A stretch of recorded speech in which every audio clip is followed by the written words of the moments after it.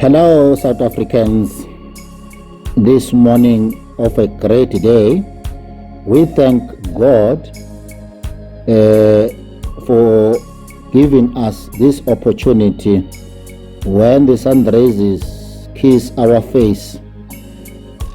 Let me start by thanking the opportunity that I have, and that has been postulated by His Almighty God, His Almighty Lord Shembe.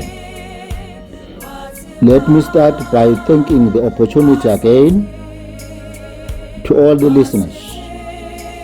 I've taken a decision to share with you what is inside myself as the son of the soil, the bona fide of the Nazareth Baptist Church, ebuhleni under uNyazi. Let me begin my message by taking a quote that forms the part and parcel of what I'm going to deliver. Open quote. According to the Vedic civilization, the perfection of life is to realize one's relationship with God. All living entities are part and parcel of God. The parts are meant for serving the whole, just as the legs, hands, fingers, and ears are meant for serving the total body. We living entities, being parts and parcel of God, are duty bound to serve Him. Close quotes. From Panda under the science of self-realization. According to the God civilization, the perfection of life is to realize one's relationship with God. Actually, our position is that we are always rendering service to someone, either to our family, the country, or the society. We have no one to serve. Sometimes we keep a pet cat or dog and render service to it. In our church, dogs are not allowed. We have got a myriad of reasons that dogs are unholy. All these factors prove that we are constitutionally meant to render service.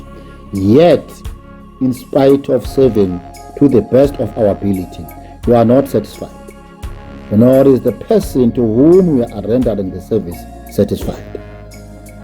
Therefore, it is our duty as human beings to understand this constitutional mandate from God, that we should serve the people.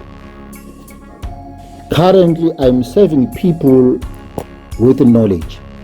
I'm giving food to the entire country and Africa continent, the knowledge. Remember, I am African.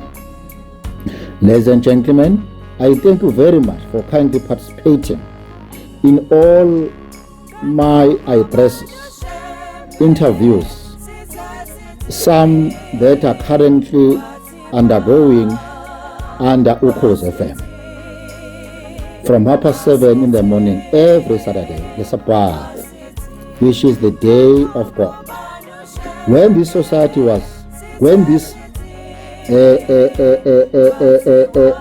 program registered under uKhozi FM, I've seen a myriad of responses from different people showing their interest, showing that they appreciate the program.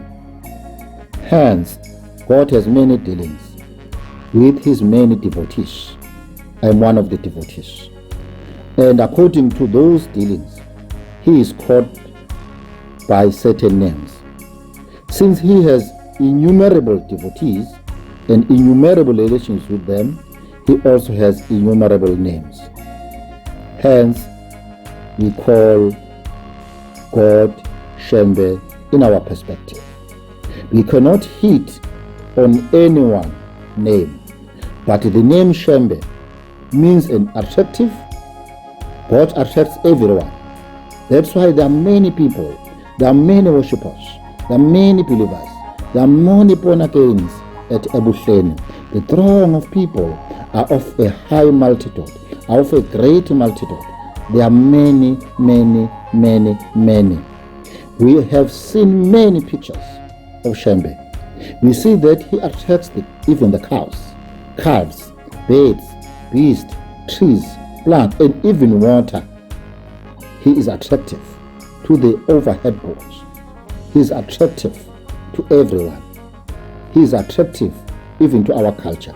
He is attractive to even our modern civilization. Therefore, if any particular name can be given to God in our context, in our perspective, in our African philosophy, in our own understanding of indigenous knowledge, that name is Shembe. Hence, we are starting similarly that he is unlimited and has unlimited strength. His strength was present from the moment of his birth by uMayekisa, together with Mahadebe. When Shembe was young, a number of symbols, symbiosis, symptoms that this child is not like any other child. He does not become God by some meditation or mystic power. Shembe is not that type of God. Shembe is the God from the very beginning of his appearance. Shembe has also unlimited fame. Of course, we are devotees of him, knowing him and glorifying him. But apart from us, many millions in the world are not aware, but some are aware. In all countries over the world, they called him a philosopher, a psychologist, a religionist. If you read and practically analyze dialectically one of the book that was edited by Carol Mueller, titled Shembe Hyms, you will see a lot of non-statistic information there that moves your mind, that swells the ranks of your brain. Beauty, another opulence in him, is possessed unlimitedly. Himself is very beautiful. Himself, his associates, those who are pious in a previous life receive an opportunity in this material world to take birth in good families and good nations. As I said, I am a bona fide of this church, not just a bona fide. I was not conceived in my mother's womb for many years, up until my father went to Shembe. That is where I was conceived. So I'm different material, as not as I perceive, but as what I know in this planet. Remember, all over the world, people are attracted. All over South Africa, people are attracted to him because they are advanced. He is advanced. Shembe is beyond scientific knowledge. Shembe is beyond riches. Shembe is beyond any beauty, and so on. This planet is an insignificant planet within the universe.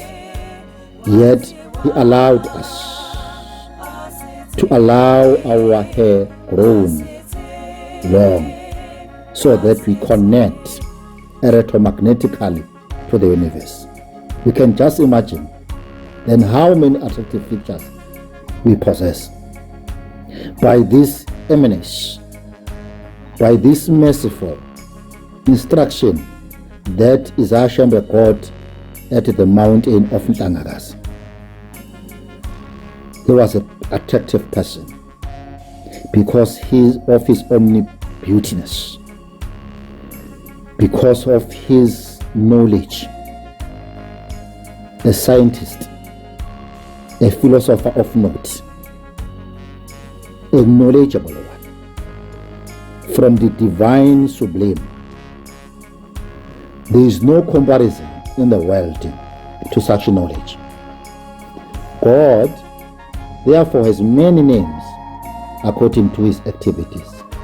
But because he possesses so many opulence, and because with this opulence he attracts everyone, he is called Shembe. The principal name in our own culture, Shembe. Shembe is not a surname. Shembe is the name of the spiritual God that descended from heaven, as per the mandate of Jehovah, descended to Shembe. Hence today we are still following Shembe from Bombela to iLanga Lamalanga, from iLanga Lamalanga to iNyanga Yezulu, from iNyanga Yezulu to uThingo lenkosazane, from uThingo lenkosazane to uNyazi. The purpose of God is to propagate. The purpose of Shembe is to propagate God's name, God's glory, God's activities, God's beauty, Jehovah's love. There are many things within this material world, and all of them are within his mandate. The most prominent feature of this material world is sex, of which he prohibits during the month of January and during the month of July, because he knows what sanctifies us, what makes us purified. We are under his purity. In the material world, everything is made of dead matter. Therefore, it is simply an imitation. The reality of things exists in spiritual world. Those who have read and understand the gospel of Shembe, the gospel of Jesus, they will describe and ascribe with what I am saying. I am still young in this, but I've dedicated all my time to this God-made expedition. Yet there is another animal's first nature. This is eternal and transcendental to this manifested and unmanifested matter. It is supreme and is never annihilated. When all this world is annihilated, that part remains as it is. Scientists are attempted to calculate the length and breadth of this material world, but they cannot begin. It will take them thousands of years simply to travel to the nearest star. And what to speak of spiritual world? Since we cannot know the material world, how can we know what is beyond it? The point is that we must know from authoritative resources. The most attractive source in God is God, for he is the reservoir of all knowledge. No one is wiser or more knowledgeable than God. God informs us that beyond this material world is a spiritual sky, which is filled with innumerable planets. That sky is far greater than material space, which constitutes only 1/4 of the entire creation. Similarly, the living entities within the material world are but a small portion of the living entities throughout the creation. This sounds interesting. You must listen to this carefully. This material world is compared to a prison. And just as prisoners represent only a small percentage of the total population, so the living entities within the material world constitute but a fragmented portion of all living entities. Those who have revolted against God are criminals and are placed in this material world. They sin day in, day out. Sometimes criminals say that they don't care for the government, but nonetheless they are arrested and punished. Similarly, living entities who declare their defiance of God are placed in the material world. Every human being, Nguni, if they declare defiance against Shembe, they declare defiance against uBombela in the name of uNyazi, they are placing themselves in a jeopardic spiritual turmoil. Originally, the living entities are all part of parcel of God and are related to him just as sons and related to their father. Christians also consider God the supreme father. Christians go to church and pray, "Our Father who art in heaven." The conception of God is a father. The conception of God as father is also important. In fact, there are 8,400,000 species of life, including aquatic, plants, birds, beasts, insects, human beings. Of human species, most are uncivilized, and out of few civilized species, only a small number of human beings take to a religious life. Out of many so-called religionists, most identify themselves by designations, claiming that I am a Christian, I am Shembe, I am a Muslim, I am a Hindu, I am what and what, I am a Rastafari, and so on. Some engage in philanthropic work, some give to the poor and open schools and hospitals. The artistic process is called by the name that I can't mention. Out of millions of these, some they fall to sin.